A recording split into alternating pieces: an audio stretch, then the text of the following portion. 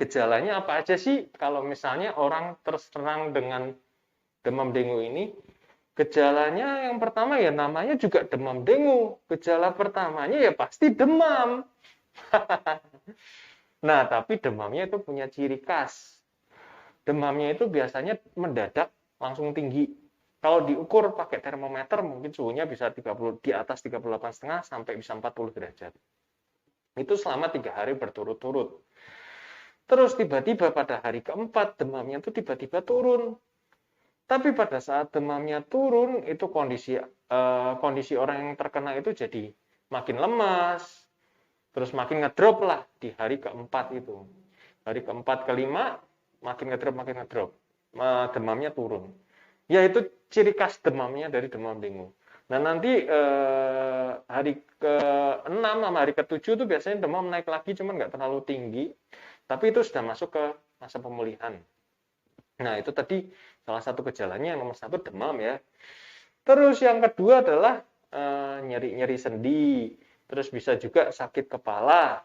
Bisa juga nyeri perut. Nyeri perutnya di sekitar ulu hati. Ulu hati itu sekitar sini ya. Bisa juga ada yang mual, muntah, menggigil, matanya pegel, banyak lah.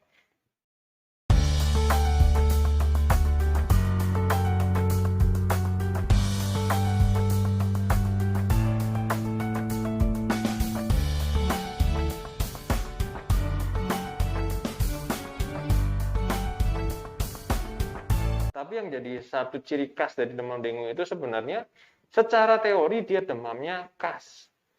Demamnya tinggi di 3 hari pertama, pada hari keempat demamnya turun. Tapi disertai dengan kondisi pasien yang makin ngedrop, padahal demamnya udah turun.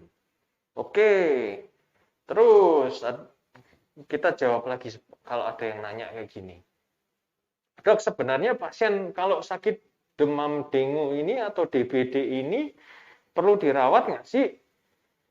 Ya, sebenarnya itu tergantung dari penilaian pemeriksaan dari dokternya ya. Jadi menentukan rawat atau enggak itu nanti dokternya. Terus yang bisa jadi patokan itu trombosit. Jadi kalau misalnya trombositnya itu masih berkisar 100 sampai 150 ribu pada pedoman WHO yang dahulu, itu sebenarnya belum perlu dirawat. Jadi bisa berubah jalan. Ya, tapi memang pada saat berubah jalan harus melakukan pemeriksaan darah secara berkala. Jadi sehari setelahnya harus dicek ulang trombositnya. Apakah makin turun apa enggak. Kalau memang makin turun terus sampai angkanya di bawah 100 ribu, ya memang itu diindikasikan untuk dirawat. Terus kapan sih perlu dirawat lagi ya kalau misalnya memang trombositnya turun walaupun angkanya masih di atas 100 ribu, terus ada tanda-tanda perdarahan seperti mimisan, gusi berdarah dan lain-lain, ya memang itu biasanya dianjurkan untuk dirawat. Ya pokoknya nanti serahkan aja lah sama dokternya, biar dokternya yang mikir. Ya tapi kurang lebih begitu ya. Terus apa aja sih yang harus dilakukan kalau misalnya seseorang terkena DB? Ya sama kayak edukasi-edukasi lainnya kayak virus corona. Nomor 1 jangan panik ya. Jadi terkena sakit apapun nomor 1 jangan panik. Ya nenek-nenek juga tahu ya dok ya. Ya oke lah, kita nggak mau bahas itu. Yang pertama ya jangan panik. Yang kedua ini tuh sebenarnya ini penyebabnya virus dengue, dan virus dengue ini self limiting. Sebagian besar virus itu self limiting disease ya. Artinya badan kita bisa ngelawan virus itu sehingga badan kita jadi sehat kembali. Jadi langkah pertama yang harus kita lakukan apabila kita terkena dengue fever atau DBD, itu ya kita harus bed rest atau istirahat total. Supaya badan kita itu punya waktu dan punya kesempatan untuk memulihkan dirinya sendiri dan juga untuk melawan virus yang ada di dalam badan kita. Sehingga membantu proses pemulihan. Terus yang kedua, apa yang harus kita lakukan? Hal penting kedua adalah kita harus banyak minum.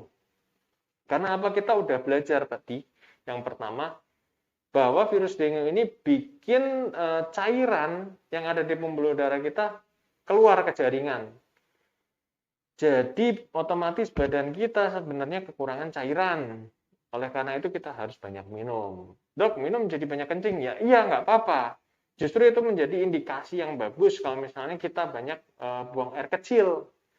Karena artinya cairan di dalam tubuh kita terpenuhi atau bahkan cukup untuk mempertahankan metabolisme badan kita.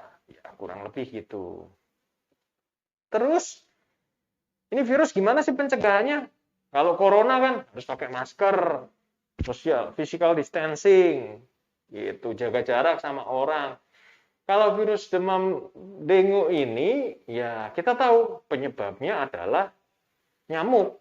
Jadi kita nggak perlu diisolasi, kita nggak perlu PSBB. Yang perlu kita lakukan adalah mengendalikan perkembangbiakan nyamuk itu. Gimana caranya? Dulu sih ada istilah 3M. 3M, M yang pertama apa? Menguras bak mandi. Sebenarnya apa sih gunanya menguras bak mandi ini? Biar gak bulukan. Bu, iya, jelas lah nguras bak mandi memang supaya bak mandi kita nggak kotor, tapi ya salah satu tujuannya adalah supaya tidak memberikan kesempatan pada jentik-jentik nyamuk untuk tumbuh. Gitu. Dengan kita rutin melakukan menguras bak mandi, sebenarnya kita bisa mencegah si jentik-jentik nyamuk itu untuk tidak tumbuh, untuk tidak berkembang biak menjadi nyamuk dewasa. Jadi nyamuknya sedikit, jadi kita nggak digigit nyamuk. Ya, gitulah intinya. Terus yang kedua, M yang kedua adalah menutup tempat penampungan air. Fungsinya apa ya? Sama kayak tadi. Tidak memberikan kesempatan buat nyamuk menetaskan jentik-jentiknya di dalam air. Jadi setiap penampungan air idealnya ditutup. Gitu. Terus M yang ketiga adalah mengubur barang-barang bekas. Karena apa? Karena nyamuk ini suka tinggal atau hidup di tempat yang kotor.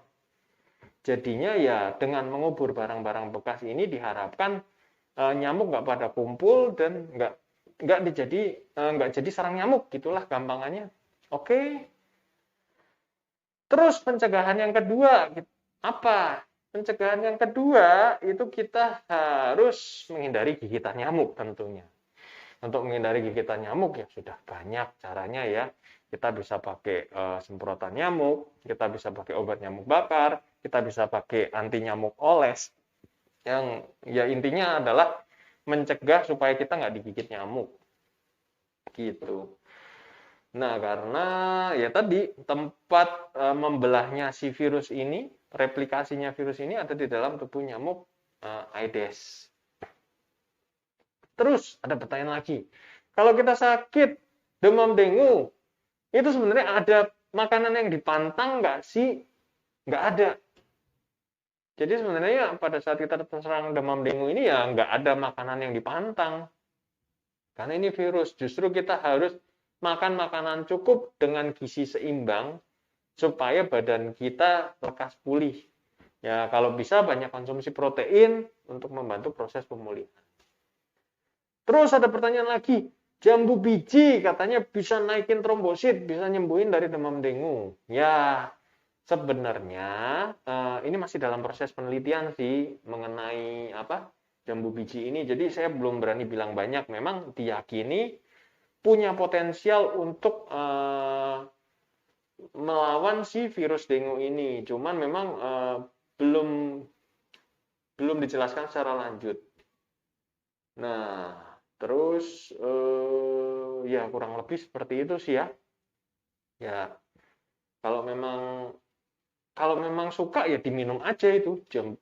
Bikin jus diminum, atau yang suka dimakan ya dimakan aja langsung. Bebas lah pokoknya. Jambu biji itu bisa dikonsumsi. Cuman kalau nggak suka ya nggak wajib, karena ya masih pro kontra ini jambu biji. Nah, kurang lebih begitu ya penjelasan saya mengenai demam berdarah dengue. Kalau ada pertanyaan boleh tanya di kolom komentar. Kalau suka video ini bisa di like dan jangan lupa subscribe. Thank you.